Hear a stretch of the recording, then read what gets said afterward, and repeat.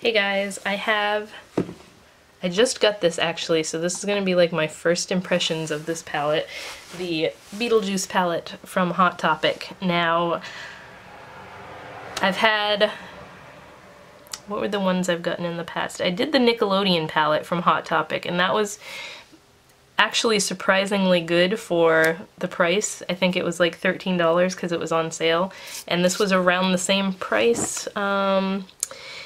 It is $16.90, but they're always having sales, and when I bought it they were having the 30% off sale, so I didn't pay $16.90 for it. But it's kind of big and bulky. It's shaped like the Handbook for the Recently Deceased from the Beetlejuice movie, and what I really like about this, it does have a mirror inside, but the eyeshadows themselves are shaped like coffins, and I thought that was so cool. It still has plastic on it. I haven't even gotten into this yet. I'm gonna do everything first impressions right now. So there's 12 shades in here. Let me cover up I'll actually cover this up with my ColourPop palette because I just did a video about that one. The first one is called Afterlife. Let's see. That is like a shimmery ivory shade. I'm hoping that this is not, like my tripod is casting too much of a shadow here. So let's see how they pick up on a brush. Okay, not too bad. My brush is still a little bit damp though. So that's Afterlife. Then we have Juno the Caseworker. That one is, oh, that one's pretty cool. That's like a peach with an iridescent pink shimmer in there. Let's see what that looks like. A little bit chunky. I don't think that one's gonna blend very well. It doesn't feel like it anyway. Let's try it on a brush. Oops, picked up too much actually. That one, my brush is a little bit wet, and that just swatched really well wet. So that might be a shade you want to foil instead. Really pretty. Then we've got Dante's Inferno. This is an orange, kind of like a metallic-y orange. I'm gonna swatch this over here. That one's pretty nice. I hope my camera is in focus here. And we'll do it with a brush. These, oddly enough, seem to be picking up better on the brush than on my finger. Sorry, these are such weird swatches. I'm trying to do it on my hand because I'm sitting on the floor, and bending over to do them on my wrist is going to be too difficult, especially because my back is killing me today, so. Alright, let's see. Then we've got Lydia, which is a reddish color. It looks like it's got gold sparkle in it. A little bit of gold sparkles, not very prominent, but it's in there. And it's kind of like an orangey red. They didn't nail it with a true red here.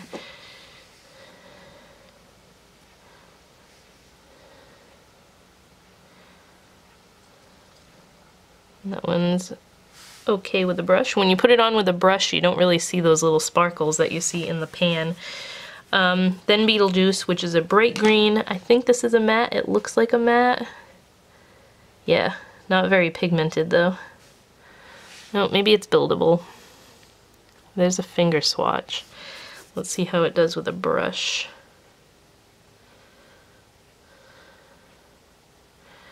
Yeah, that shade's kind of a bummer. The Beetlejuice shade is a bummer. Doesn't swatch very well. Miss Argentina, this is kind of like the color of her skin. This is a metallic turquoise shade. That one's a little crumbly too.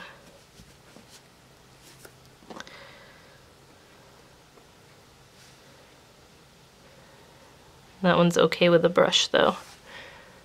So Lydia, Beetlejuice, and Miss Argentina. Then we've got Shrunken Head, which is a metallic brown. Ooh, that's pretty. That one's definitely pigmented.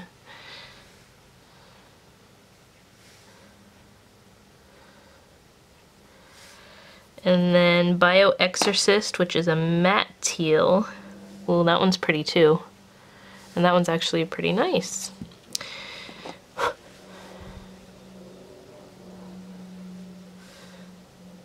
Yeah, that one's not too bad. I'm very impressed with that shade. And then Darkroom, that is a matte purple. Yeah, I didn't have high hopes for this one because purples are usually hard to do, especially when they're in cheaper palettes like this. That one's not so great.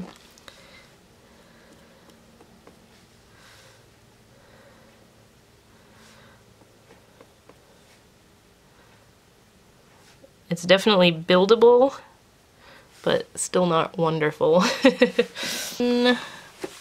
For the last row, we have a really dark metallic purple. This one's called It's Showtime. Oh, maybe it's not metallic. It's just got a little bit of a shimmer to it.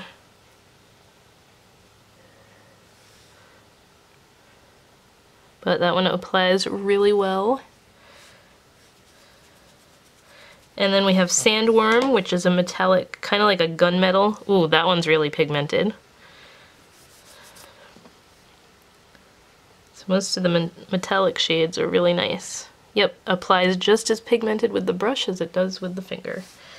And then the last one over here is Strange and Unusual. That's a matte black. Matte blacks can go either way, so let's see how good this one is. Oh, that's not a black, that's a gray. I don't know if it's supposed to be a black, but it's like a satiny dark gray. Charcoal.